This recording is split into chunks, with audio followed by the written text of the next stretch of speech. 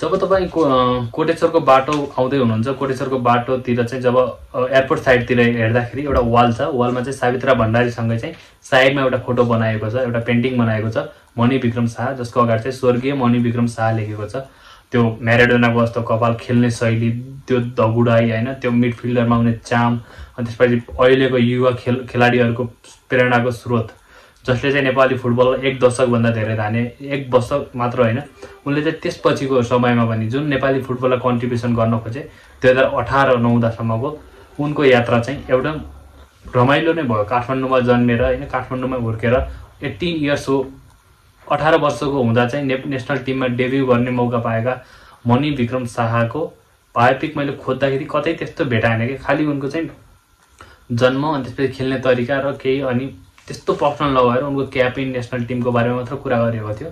But मैले आज केही उनको बारेमा केही नयाँ इन्फर्मेसन पाएको छु, त्यसले गर्दा चाहिँ मलाई यो बारेमा भिडियो बनाउन चाहिँ अझ सजिलो भएको हो। मणि विक्रम शाहको कुरा गर्दै जाने हो भने मनाङ मर्स्याङदेखिको कुरा नआउने कुरा थिएन। जब उनले क्लबलाई डी डिभिजनबाट ए डिभिजनसम्म पुर्याउनसम्मको त्यो भूमिका खेले अनि 1967मा चाहिँ काठमाडौँमै जन्मेर होइन, काठमाडौँमा एउटा परिवारमा त्यो उमेरमा जन्मेपछि चाहिँ त्यस्तो खालको त्यो दुःख कष्ट त नहोला, बट फुटबलको लागि गर्नुपर्ने सङ्घर्ष उनले गरेका नै हुन् भन्छु। किनकि 1985मा 18 वर्षको उमेरमा चाहिँ होइन, 17 वर्षदेखि 18 वर्षको उमेर भनेको छ, त्यो उमेरमा चाहिँ साफको गेममा चाहिँ डेब्यू गर्दै चाहिँ नेपालको प्रतिनिधित्व गरेका थिए उनले। त्यस्तै 1985देखि 1998सम्म चाहिँ नेसनल टिमका होइन 78वटा गेम खेले, जसमा चाहिँ फिफाका 23वटा गेम खेलेर 3टा गोल गरे भने अरू पनि नन फिफाका गेमहरू पनि खेलेका थिए। जुन उनको त्यो बिचको जुन उनको खेल्ने शैली थियो, नेपाली फुटबलमा चाहिँ त्यति बेला चाहिँ छुट्टै खालको भनक थियो अरे कि, म्याराडोना जस्तो प्लेयर भनेर भन्थ्यो अरे, किनकि म्याराडोनाको एरा पनि त्यही हो। इफ नेपाली फुटबल प्लेयरले कोही अहिलेको जस्तो लमिन जस्तो मेसी जस्तो खेल्छ भने मेसी जस्तो प्लेयर भन्न चाहिँ भन्छन्, कम्पेरिजन गर्नु ठिक हो, बट म्याराडोनाको स्थान एक ठाउँमा थियो होला, मणि विक्रम शाहको स्थान एक ठाउँमा थियो होला, बट नेपालका लागि उनी त्यति बेला म्याराडोना भन्दा कम थिएनन् रे। जब 1993मा साफ गेममा चाहिँ बङ्गलादेशमा भएको थियो, त्यसमा चाहिँ नेपालले एउटा मात्र स्वर्ण पदक जितेको थियो। त्यो गेममा जुन उनले अन्तिम समयमा गोल हान्दै नेपाललाई गेम जिताए, त्यसले गर्दा उनको हाइप चाहिँ अझ नै बढेको हो नेपाली फुटबलमा भन्छन्। जुन विदेशी प्लेयरले त्यति बेला पाउनुपर्ने सम्मान थियो, त्यही खालको सम्मान चाहिँ नेपाली फुटबल प्लेयरलाई त्यो बेलादेखि अहिलेसम्म नेपाली फुटबल फ्यानले दिँदै आइरहेका छन्। नेपाली फुटबल फ्यानहरूले त उनलाई म्याराडोनाको नाम नै भन्थ्यो, कपालको उनको घुङ्रावट होइन, त्यो देख्ने शैली, त्यो हिँड्ने तरिका, त्यो ड्रिब्लिङ अन द पिच होइन, त्यो स्पिड उनको होइन, मिडफिल्डरमा जुन खालको गेम, जुन खालको कम्युनिकेसन विथ गोलकिपर, जुन डिफेन्सिभली होइन, जुन फरवर्डसम्मको उनको कम्बिनेसन थियो एकदम राम्रो होइन, प्लेयरहरूसम्म पनि जुन खालको उनले माहौल बनाएर पिचमा आफ्नो प्रदर्शन गराउँथे, त्यसले गर्दा नै उनको सम्झनामा चाहिँ अहिले धेरैले थाहा छैन होला को हुन् के हुन् भनेर चाहिँ अहिलेको फुटबल होइन, उनीहरूको फुटबल हेर्ने मान्छेलाई, पर त्यति बेला चाहिँ त्यस्तो खालको माहौल थियो अरे, उनलाई नचिन्ने कमै थियो अरे नेपाली फुटबलमा। अब एउटा मिडफिल्डर भइसकेपछि चाहिँ मिड एरिया धान्नै नै पर्यो। ज्यावी, इन्स्टा, बुस्केट जस्तो कुरा गर्ने हो भने होइन, बायाँ खुट्टाले खेल्ने लेफ्ट फुटेड मिडफिल्डर होइन, एकदम ड्रिब्लिङ बबाल गर्ने, गोल गर्ने क्षमता, मनाङ मर्स्याङदेखिको त हटै हो भन्छु, एउटा मुटुको टुक्रा नै।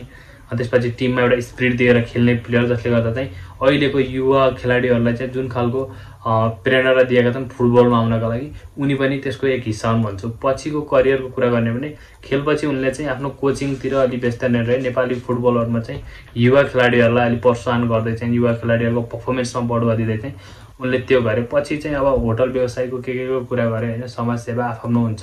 एउटा एज आइसकेपछि मान्छेले एउटा प्रोफेसनल लाइफबाट चाहिँ छुट्टिएर आफ्नो पर्सनल लाइफतिर जान थाल्छ।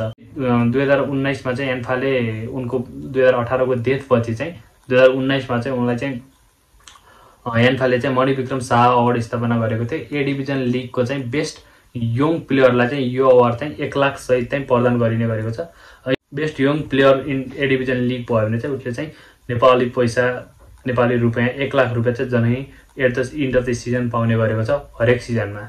उनको बारेमा उपेन्द्रमान सिंहले चाहिँ एउटा के कोट भनेको थियो भन्दाखेरि चाहिँ Shah was a great player who also inspire the youngster to play the good football भनेर भनेको थिए। यो त उपेन्द्रमान सिंहले भनेको कुरा मात्रै भयो। नेपाली फुटबलमा जुन उनको योगदान छ, जुन उनले यङस्टरप्रति गरेको विश्वास छ, जुन उनलाई यान्फाले गरेको ट्रस्ट थियो त्यति बेला होइन, जुन खालको माहौल नेपाली फुटबलमा जमाउनको लागि उनको योगदान रह्यो, अनि उनको सहकर्मीहरू, उनको सहायक प्लेयरहरू, उसँगै खेल्ने साथीहरू राजु काजी साकेको त अहिले के कुरा गरौँ, नेपाली फुटबलमा जुन कपाल थियो होइन राजु काजी साकेको, त्यति बेलादेखि अहिलेसम्म हरेक ठाउँमा कपालको चर्चा हुन्छ। उनले फुटसल खोलेर होस् या ट्रेनिङ सेन्टर खोलेर होस्, नेपाली फुटबलमा एज अ कोचको रूपमा अहिले पनि जुन खालको व्यवस्थापन उनले गरिरहेका छन्, त्यसले गर्दा उनको सहकर्मी थिए त्यति बेला होइन। त्यसपछि उपेन्द्रमान सिंहको कुरा गर्ने हो भने गोलकिपर, 90 को दशकमा एउटा यस्तो गोलकिपर जसले चाहिँ नेपाली फुटबललाई अहिलेको किरण चेम्जुङ भन्दा पनि हुन्छ, केही फरक पर्दैन।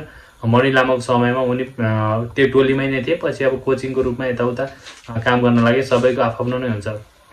मणि लामाको अन्तिम करियरतिर चाहिँ एउटा प्लेयर थिए हरि खड्का। हरि खड्कालाई अहिले सबैले चिन्छन् होइन। एज अ कोचको रूपमा उनले अन्डर 19, अन्डर 17 वुमेन फुटबल सबै धानिरहेका छन्।